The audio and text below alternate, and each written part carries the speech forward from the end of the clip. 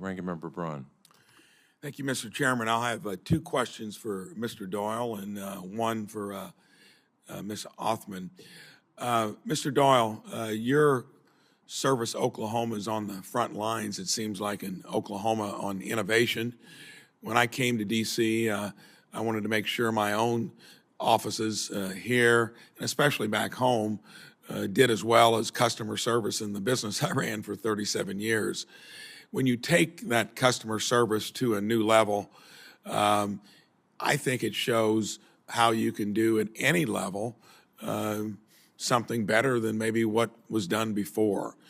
Tell me how prioritizing customer service there in Oklahoma has enabled you to take it to the next level, and will it actually aid in a way to expand it further?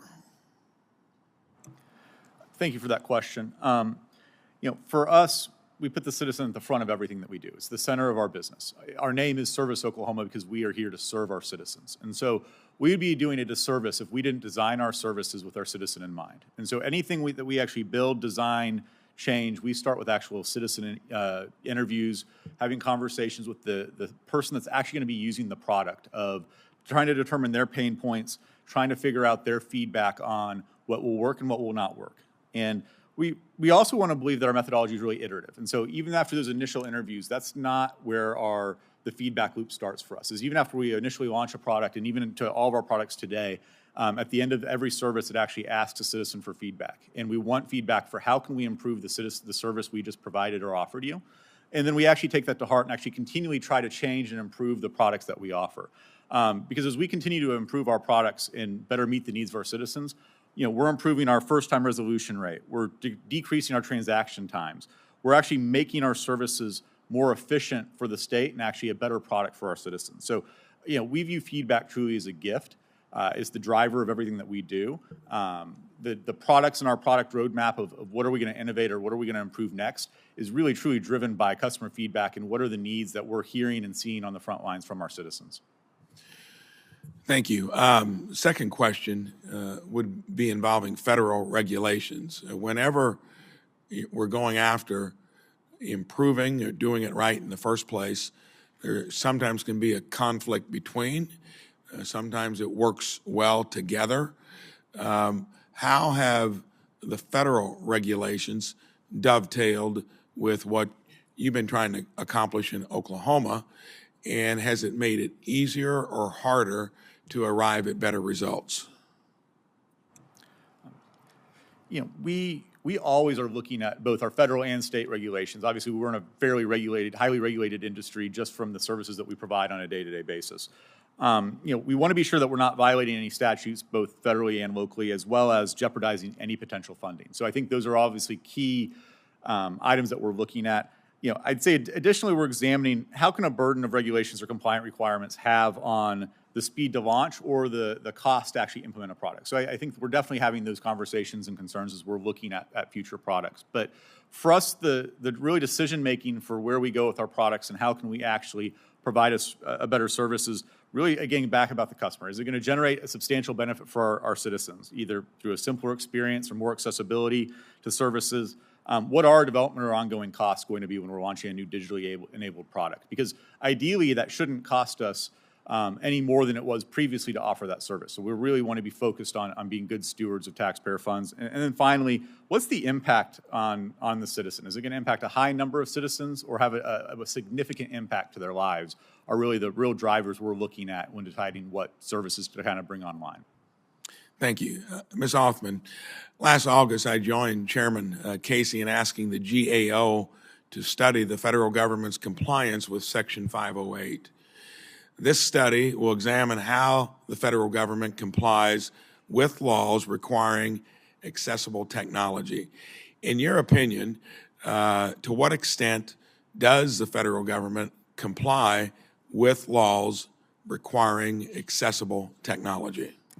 Thank you, Senator, for the question. In my opinion, and based on my experience with my constituents, I can tell you that I believe the federal government is largely and substantially non-compliant with Section 508 across the board, that this is a systemic issue, And federal agencies that do comply are rare and far between. I can also tell you, Senator, that the number of complaints that are cataloged and processed is both significantly less than the number of issues that actually exist, and also based on underreporting to Congress and other entities. Most federal agencies don't have a structure for 508 complaints processing, so we don't actually know how bad it is. Added to that, no employee wants to sue their employer or file a complaint. Most employees will try to find workarounds. They will spend lots of time doing this. Most individuals with disabilities solve 100 problems before they even show up to work in the morning. And so if these were simple problems in terms of inaccessibility, they would solve them themselves. No employee wants to make themselves vulnerable by going to their supervisor or their agency to say, I'm struggling to do my job, period. Let alone because of something directly related to their disability, meaning the inaccessibility.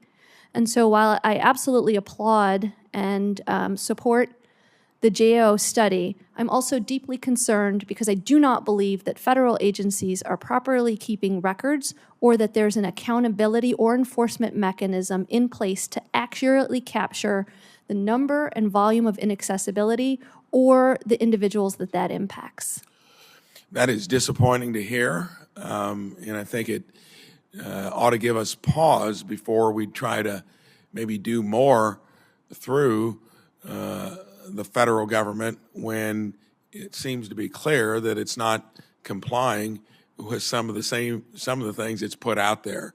And I think it also means that we've got to make sure that states, especially the ones that are wanting to be innovative, are out there to where they have full flexibility to probably do a better job. And sadly, we've completed in my own office as a freshman Senate office 10,000 cases back home across the array of federal entanglements, and that's an amazing number in a little under 5 years. So I just think hearings like this expose, in a way, the truth of what is being done, what is not being done.